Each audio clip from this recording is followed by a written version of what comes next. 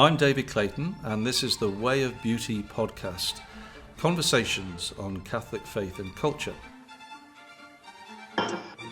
This is episode 59. I'm here with an old friend of mine, Jim Woodward, who's an Englishman living in Southern California, Orange County. How long have you been down there, Jim? I've lived here for 3 years now. 3 years, okay. And we met in London. We were just talking just before we started recording this. Jim told me it was 24 years ago now, a long time. And you went through the process with the same guy that took me through it, David Birtwistle. And so it'll be interesting to hear your impressions of him. And we've stayed in touch ever since, fairly consistently over that period.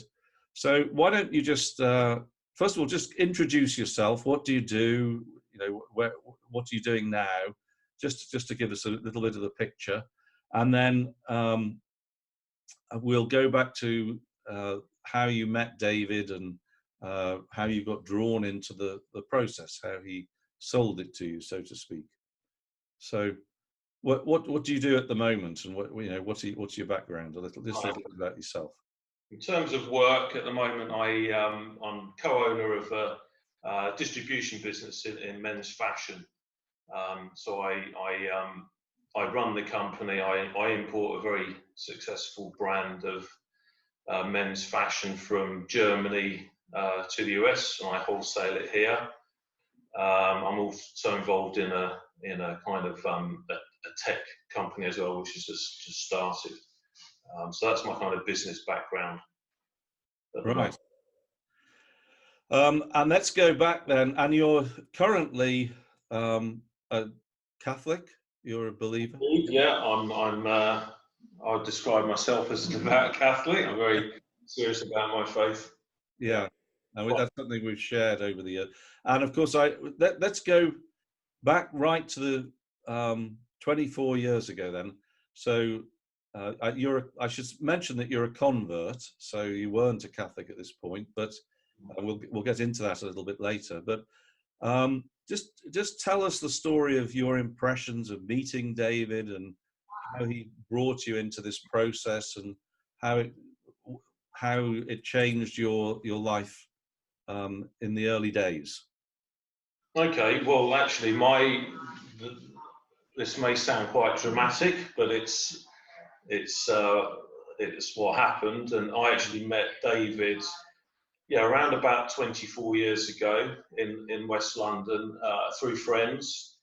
And it was actually a night when I had decided I was going to kill myself. I've been very miserable for a very long time, and I had kind of made that decision that I wanted to do that. And that very evening, through a friend, I met David, and it was a bleak November night, and I was obviously in a very, very poor mental and physical state. I was facing homelessness, and this was one reason why I just couldn't bear to go on any longer.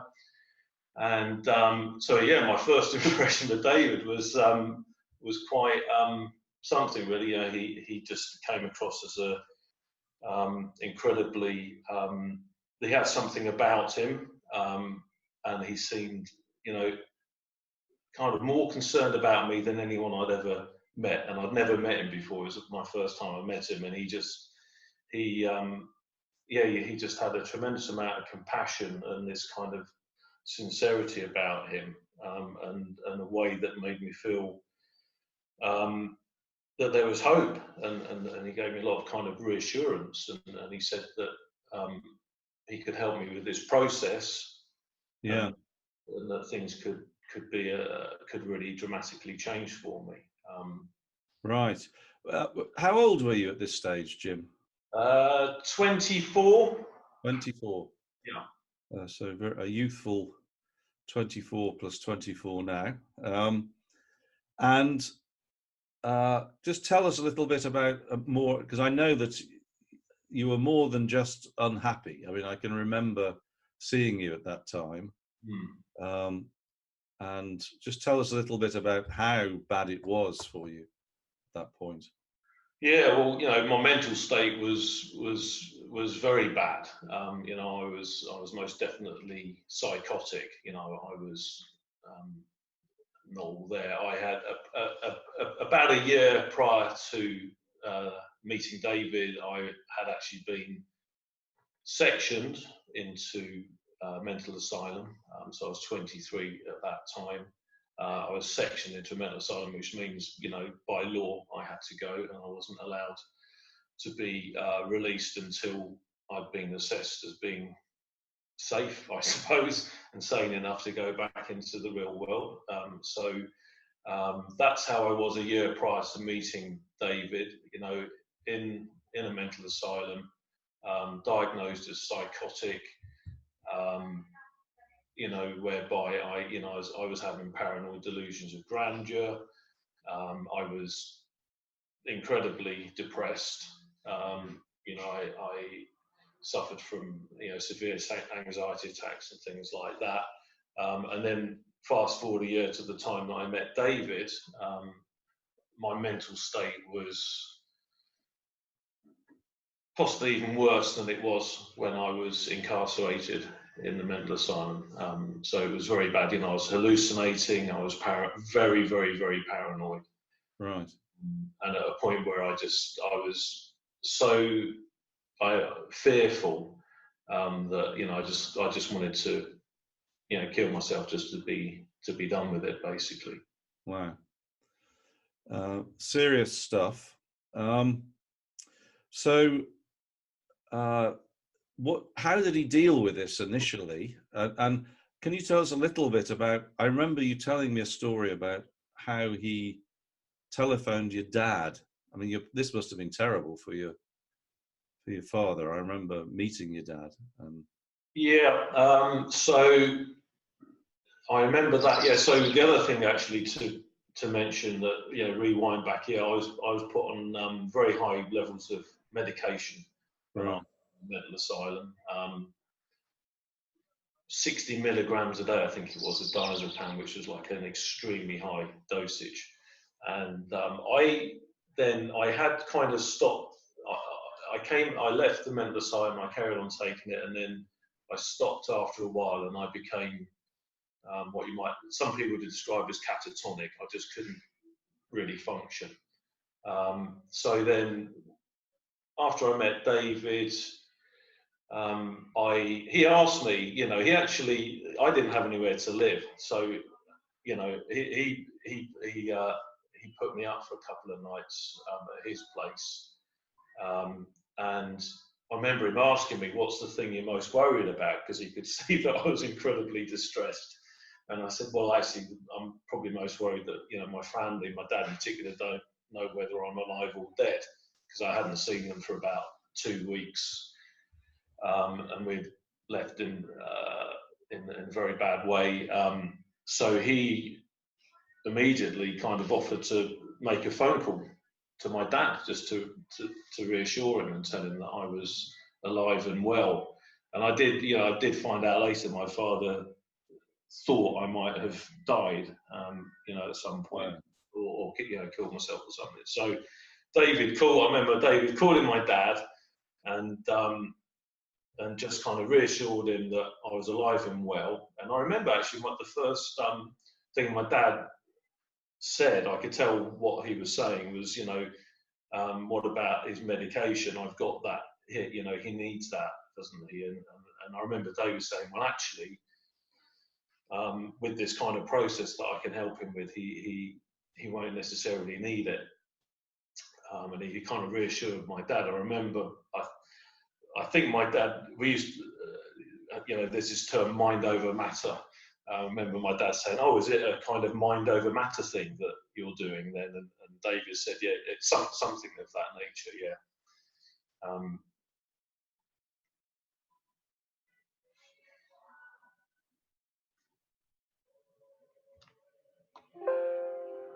Can't hear you, I'm afraid. No, that's okay. I should have unmuted. Yeah. If anyone is listening. We should explain that your mother died when you were young, and that's why she wasn't around at this point. Yeah. So it was your dad who he was contacting. Okay, so take us from that point on. What did David do? So what did David do? So of course my instant reaction was, I was so used to, taking something to help me with my mental state, that was a big issue for me. And I remember that when that phone call with my dad finished, and I said, "Oh, what about medication? Because I could go and see my doctor in West London." And he said, "No, why don't you just try and rely on this process?" And he, knowing that I was very kind of agnostic, I didn't really have any religious upbringing. He was very, let's say, gentle with the approach of having like what we might call a spiritual solution to my mental problem, to a higher power. And he said, I've got, I can show you this process that will enable you to get help from a higher power to help with your kind of mental state and the fear and the anxiety. That was a big thing for me, and the depression. So he just then gave me this this daily routine to do, which he assured me would help me enormously. And I must say, actually, prior to that experience with the phone call to my dad and so forth, the previous evening I'd been in David's company, and he gave me the Serenity Prayer written on a card. I'd never seen that before. I'd never really said any formal prayers, other than maybe a few Our Fathers in school assembly or a wedding or something like that. So I was given this prayer, which was quite an unusual thing for me. And he said that if I ever felt anxious or fearful, that I was to just say this prayer, to kind of repeat it over and over. He used the word mantra. I never even heard that word. He said, repeat this prayer like a mantra. So I did that, but I was feeling very, very, very paranoid, and really fearful. So I did it, and I said the prayer. I had it. It was on a card, and I just read it over and over to myself, and I have to say that the fear dissipated. And it was incredible. It was intense fear, beyond the usual kind of anxiety attack and panic attack that I'd had. And I'd had panic attacks that took me into hospital in the past. So I had that experience. So then when David, the following day said, don't worry about medication, and, this process will enable you to address your kind of mental state without that. I had some kind of faith, a little bit of faith already, because of the power of this prayer that I'd experienced the night before. So he gave me the kind of routine to do, and he explained it to me and said, if you do these things, it will start to help to alleviate your kind of depression, the anxiety, and just my general inability to kind of function really as a human being. And he implored me that I could have a good day if I did these things, which were praying in the morning, getting on my knees, which he said was vital, and asking my higher power. He said, your higher power, whatever you want that to be, to look after you that day. And then he suggested that I kind of write this gratitude list each day, use the Serenity Prayer throughout the day, to do some spiritual reading. Those were the kind of main things. And to pray for people that I was angry or upset with, and to try and do some good works each day.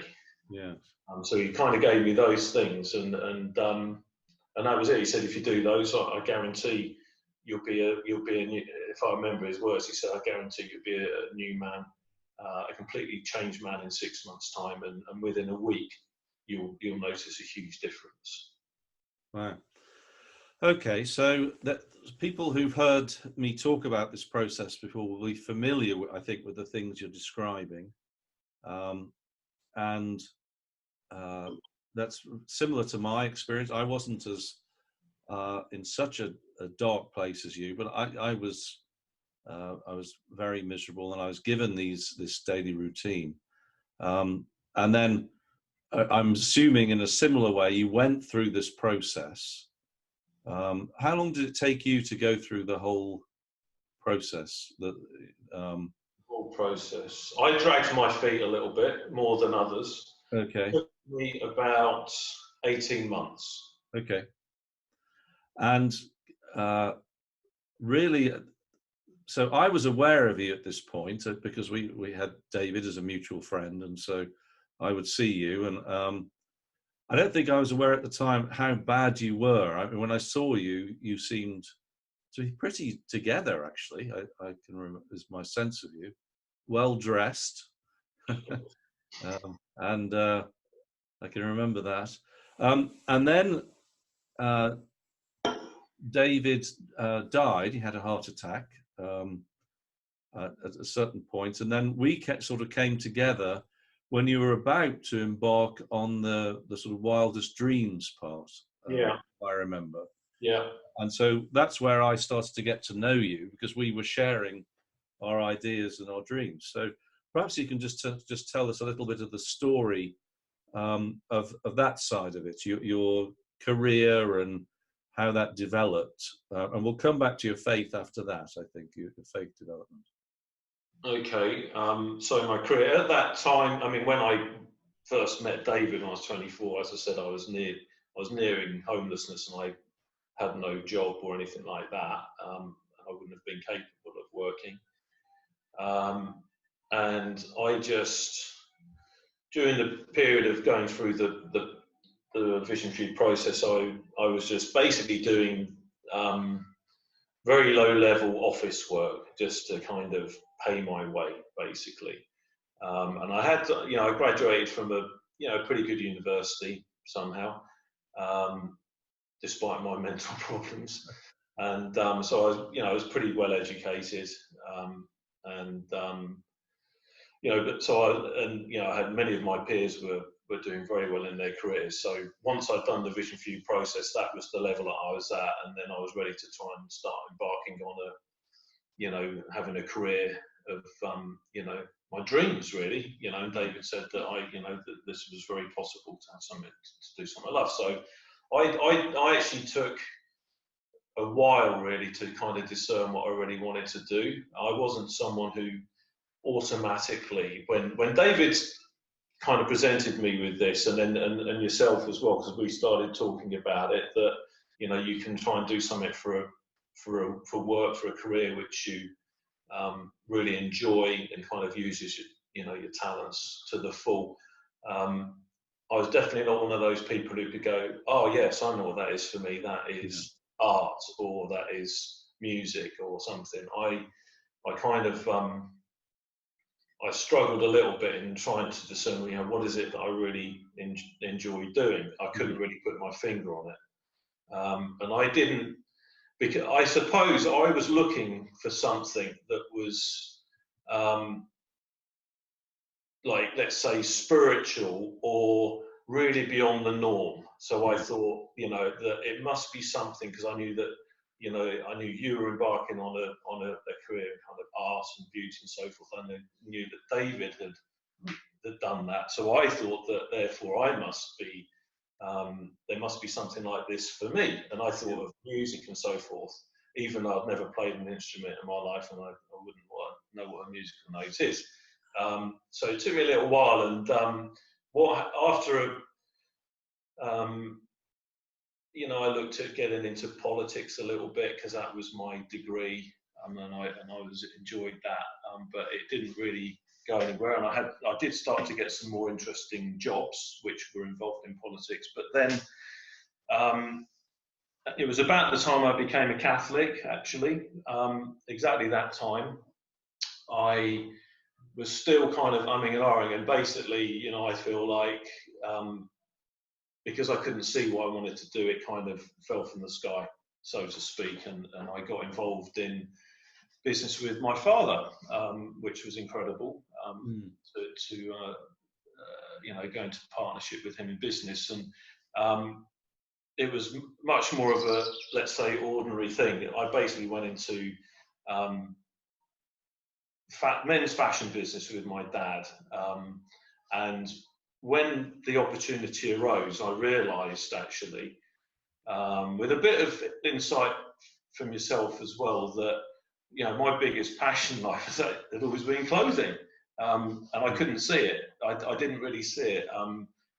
Ever since I was very small, I just loved clothing, and my dad was in that business. Yeah, so he had a shop, didn't he? Yeah.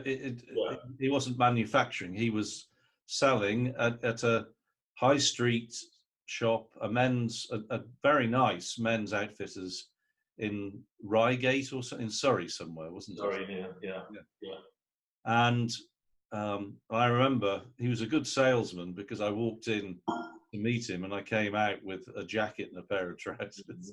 And I hadn't intended on buying anything when I walked in, I remember, when I met him. So you went into business with your dad and opened a shop, effectively. Yeah.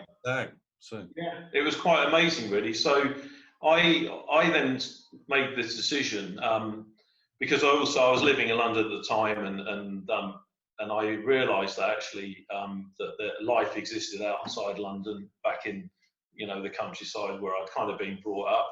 So I decided that I wanted to move back to the countryside and go into business with my dad. And something really quite amazing happened, because I, you know, was going to sell myself short and work with my father in his shop.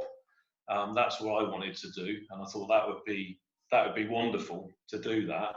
And then one day he was, I was at work in London. He was he was dealing with a sales agent who was selling him this brand of trousers.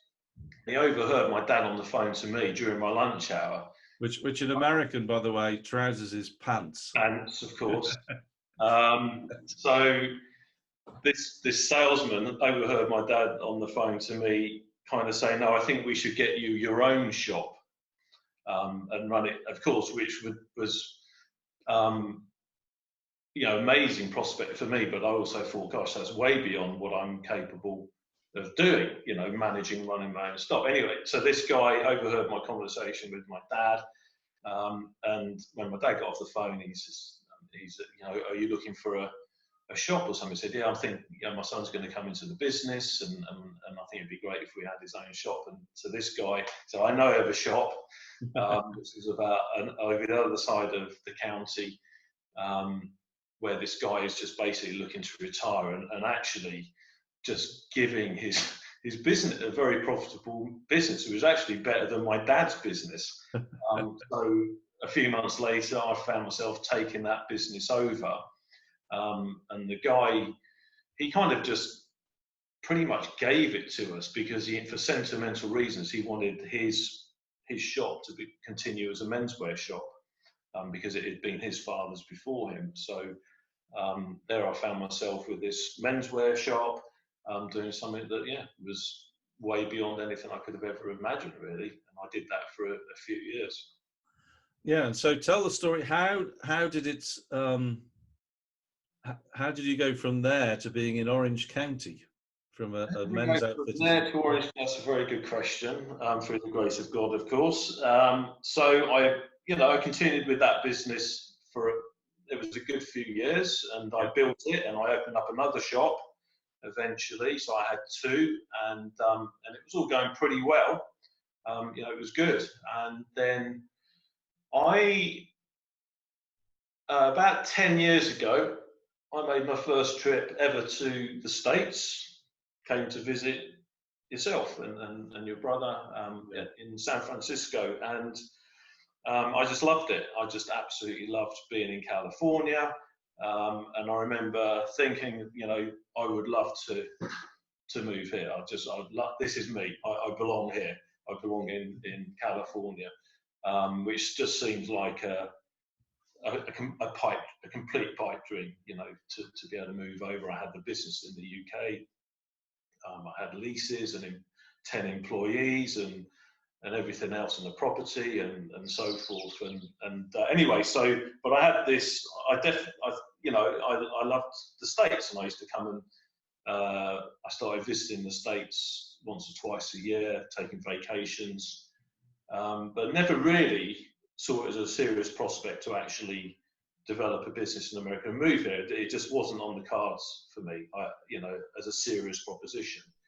And then about 6 years ago, I had just returned from America from a vacation, and this chap who happened to be the same salesman who connected me with the guy who gave me my first business.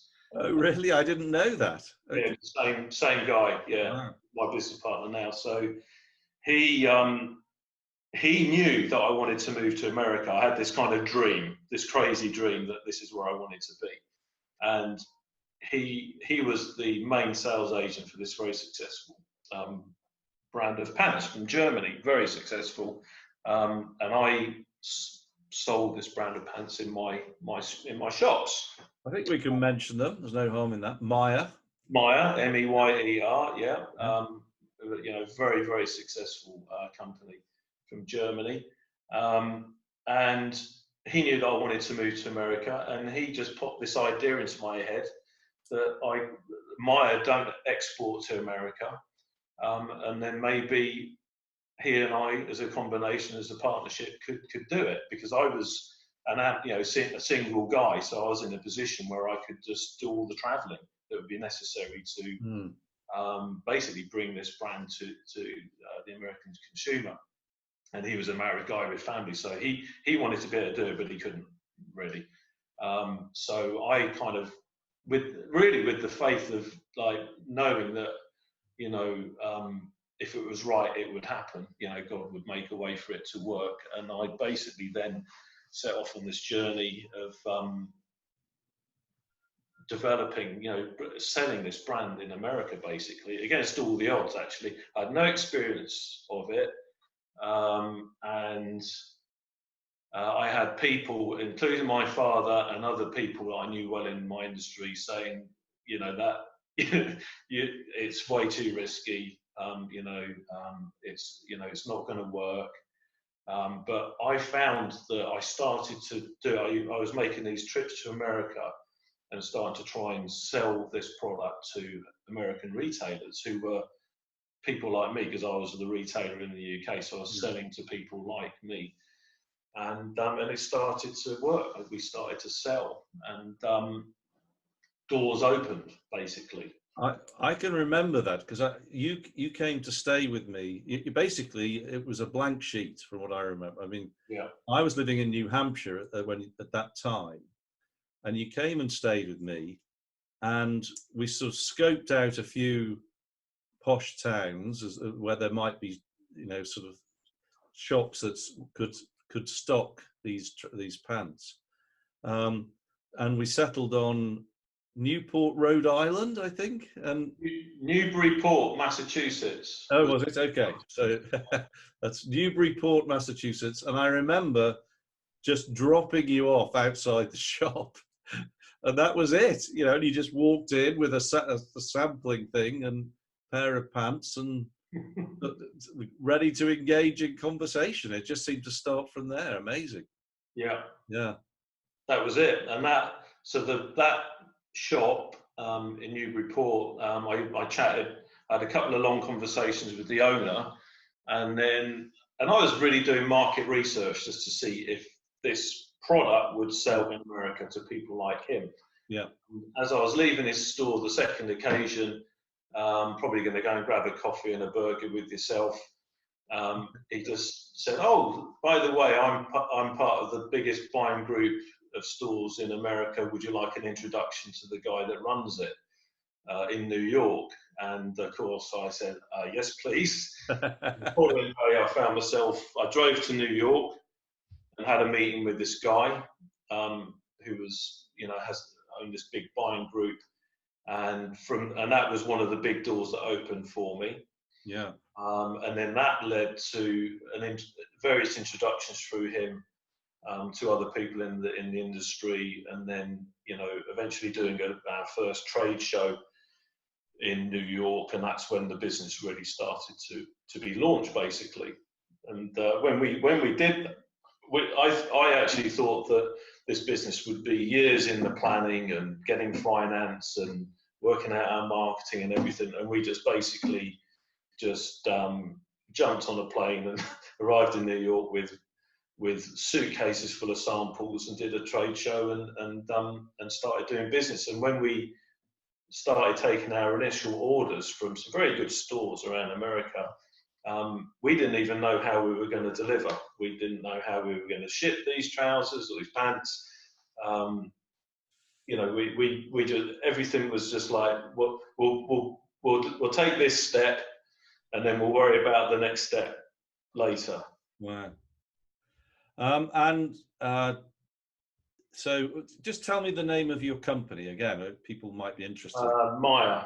So my company's called Maya MMX LLC. So I import this brand of pants called Maya, M-E-Y-E. Okay, so now we'll move on to the faith.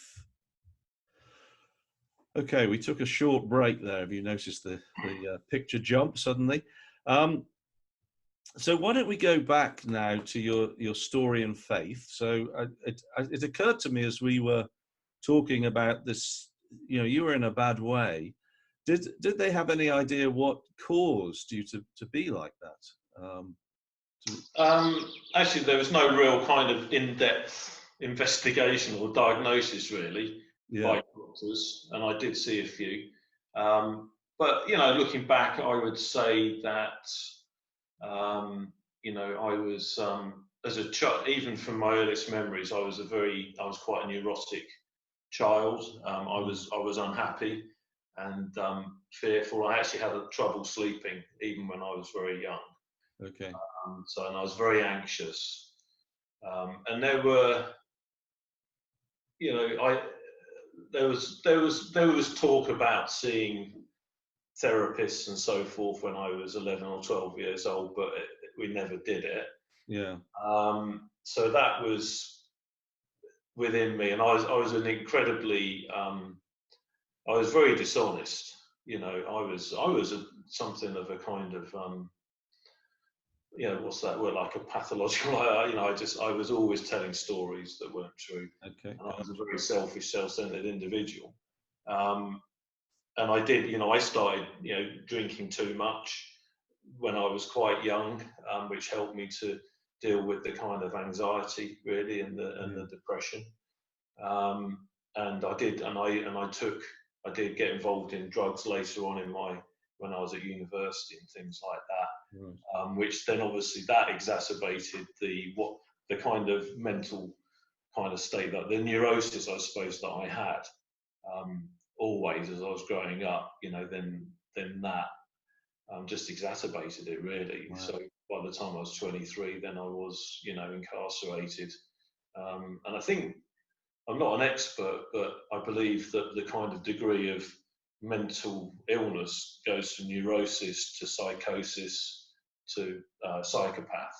So I went from neurosis to psychosis. Wow. And that it's an organic thing as well, I think. And I think that's what kind of led to it really. Gosh. So, and no faith from at all, no belief in God, no.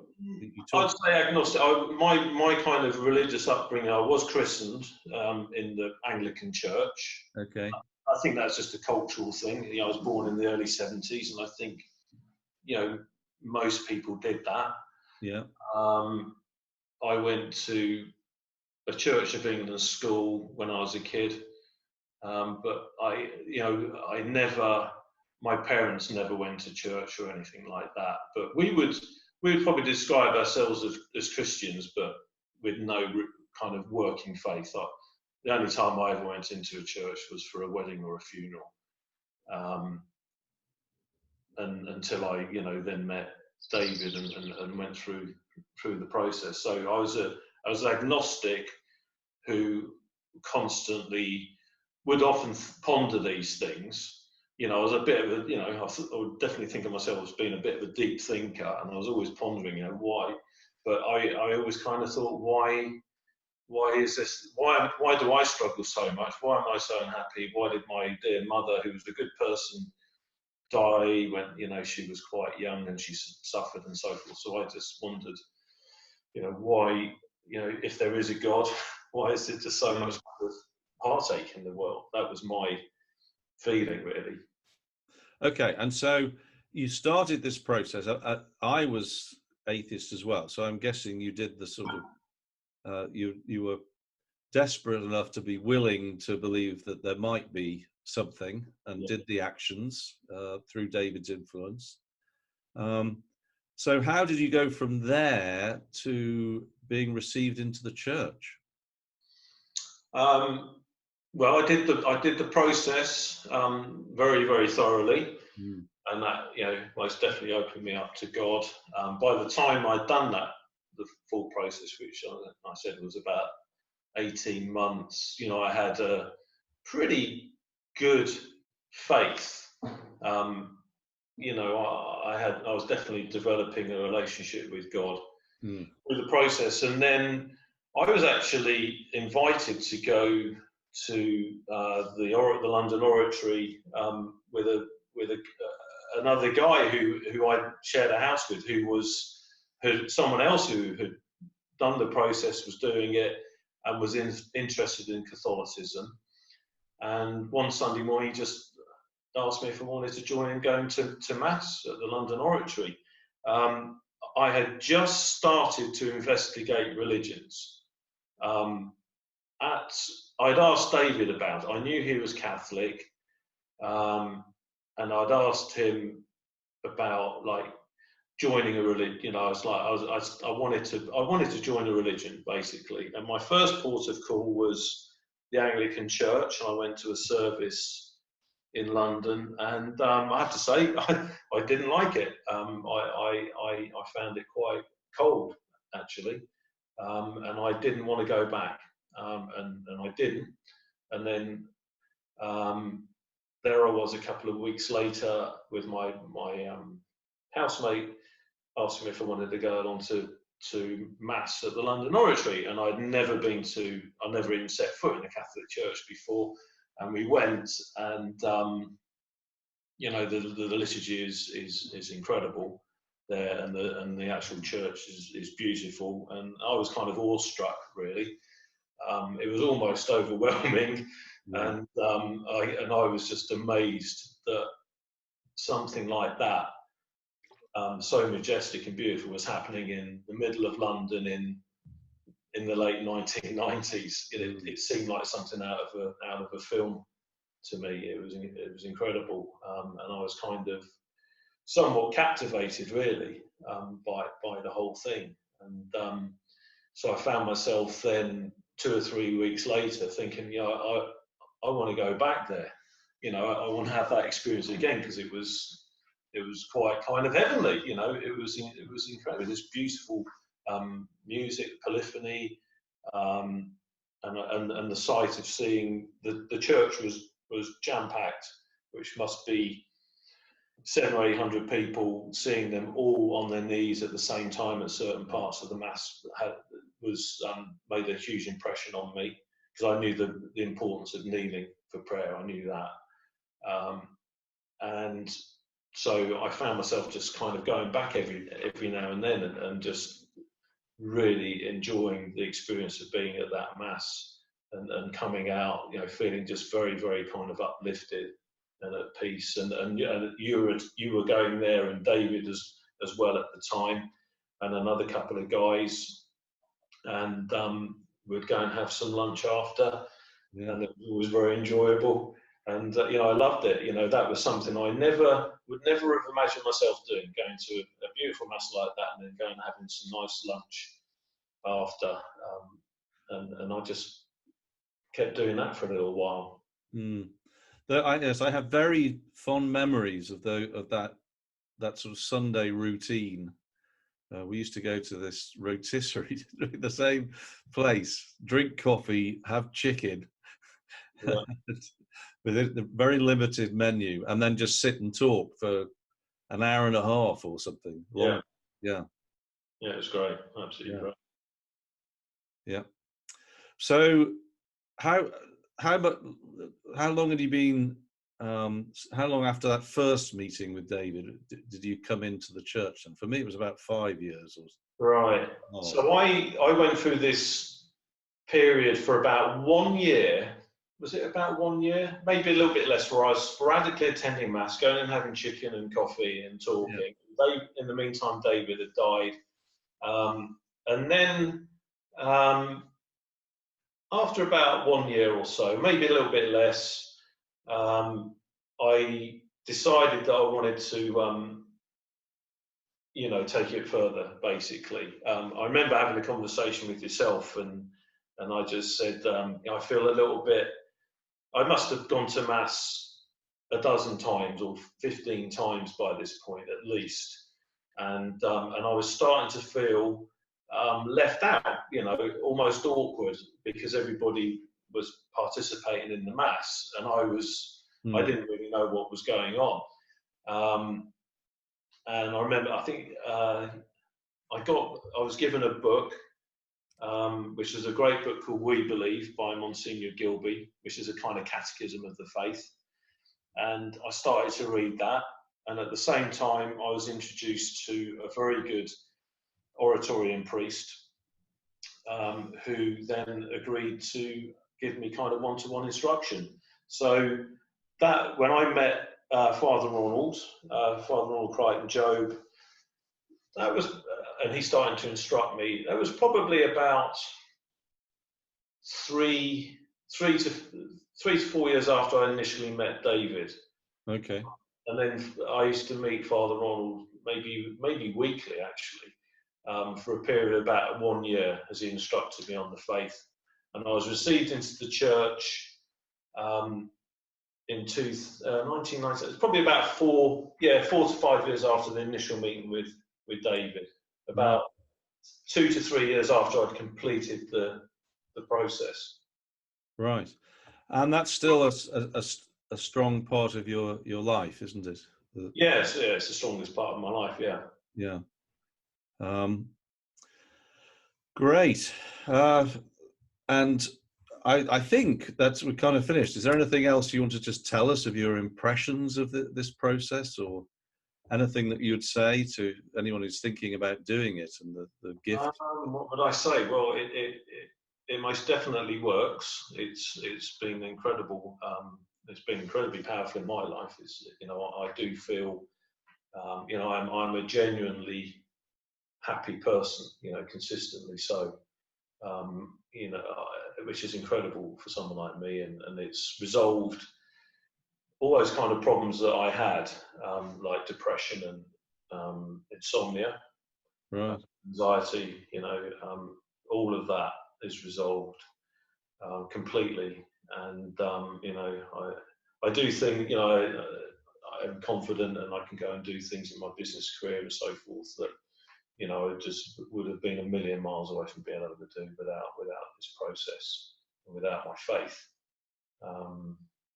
So yeah, it's the greatest gift ever. Yes, and it's the unexpected gift, isn't it? It's not. Yeah. I always think that, from my own perspective, I didn't know what happiness as a sort of positive thing was. All I could imagine it was the absence of misery, really. If this wasn't in my life, if I didn't do this, or if I could be free of this, it would be great. But this was something different. It added something. It not only removed the negatives, it placed something good into my life that was an entity in itself, more than the absence of bad. And it's funny because philosophically, I've learned that if we say ugliness is just a privation of beauty, it's something isn't as beautiful as it ought to be. But my perception of the good and the beautiful, shall we say, before I came to the faith, was philosophically inverted. For me, the entities were the negative ones, and I could only imagine something good as the absence of what is bad, which just really says what my horizons were like at that time. Why did you just tell us people might want to get pairs of these pants? I mean, they are incredibly elegant. Promote your business. Where can they get hold of them? You can get hold of them online through our website. Okay, so what's the address of the website? That is www.meyer, MEYER, -hosen, HOSEN.com. Really? -hosen. Yeah, as in German for trousers. Yeah. Pants. meyerhosen.com. Okay. Well, Jim, it's been an absolute pleasure to talk to you, and I can't wait to see you soon. Why don't you come up and see us in San Francisco? Yeah, sounds good to me. I'll be up there. Okay. All the best. Thank you. You too. You've been listening to the Way of Beauty podcast, conversations on Catholic faith and culture. If you enjoyed this episode, then please give us a 5-star review on iTunes. This will help others to find it too. Also, if you're interested in delving more deeply into the material that we discuss, you can do a course at the Pontifex University website. That's pontifex.university.